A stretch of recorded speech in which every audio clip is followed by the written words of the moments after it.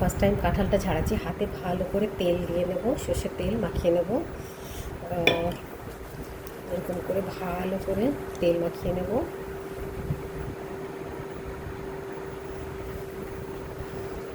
এবারে ভালো পাকা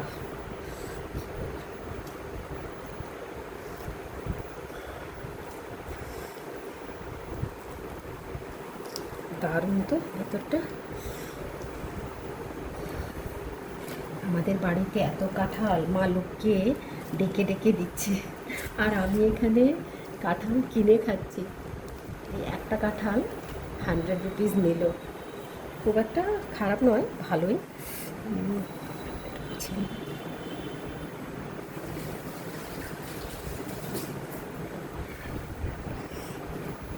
আর বেশ অনেক, কি সুন্দর।